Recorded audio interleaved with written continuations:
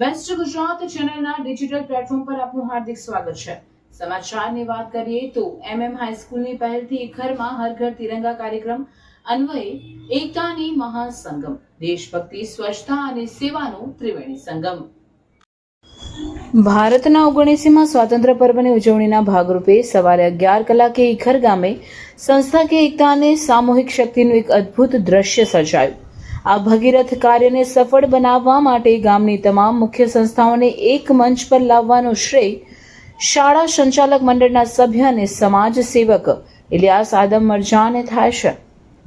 તેમના જ પ્રયાસોથી મરિયમબેન મેમોરિયલ હાઈસ્કૂલની પ્રેરણાદાયી પહેલ હેઠળ ઈખર પ્રાથમિક કુમાર કન્યા શાળા, ગ્રામ પંચાયત અને પ્રાથમિક આરોગ્ય કેન્દ્રએ સાથે મળીને ગામમાં દેશભક્તિ, સ્વચ્છતા અને સેવાનો જીવંત ત્રિવેણી સંગમ રચ્યો। ઉપરાંત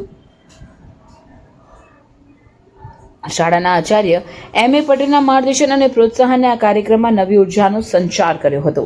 આ ઐતિહાસિક એકતાનું કેન્દ્રબિંદુ MM હાઈસ્કૂલનું NSS યુનિટ રહ્યું, જેનું કુશળ સંચાલન પ્રોગ્રામ ઓફિસર મુસ્તકીમ બોડા અને શિક્ષક અબ્દુલ ગફુર બક્ષ માસ્ટર દ્વારા કરવામાં આવ્યું। હર ઘર તિરંગા યાત્રામાં જ્યારે તમામ સંસ્થાઓના સભ્યો અને વિદ્યાર્થીઓ એકસાથે તિરંગા લઈ નીકળ્યા, તે માત્ર એક રેલી નહીં પણ ઈખરની એકતાનો જયઘોષ બની ગઈ।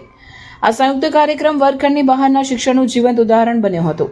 આયોજકોનો મુખ્ય હેતુ વિદ્યાર્થીઓને પાઠ્યપુસ્તકોના જ્ઞાનથી આગળ વધીને દેશભક્તિ અને સામાજિક ફરજનો સાચો અર્થ સમજાવવા માટે એક પ્રાયોગિક મંચ પૂરો પાડવાનો હતો।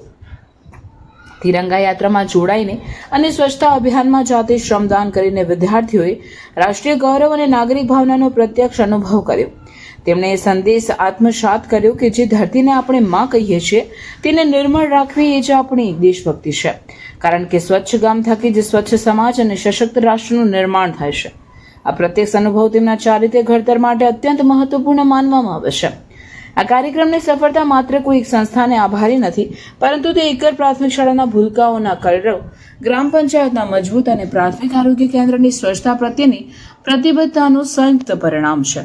આમ આ કાર્યક્રમે સ્વાતંત્ર્ય પર્વની ઉજવણીને સાચા અર્થમાં સાર્થક કરી છે, જેણે માત્ર ગામમાં જ નહીં પરંતુ શૈક્ષણિક જગતમાં પણ સહયોગ અને સામાજિક ઉત્તરદાયિત્વનો એક નવો માપદંડ સ્થાપિત કર્યો છે।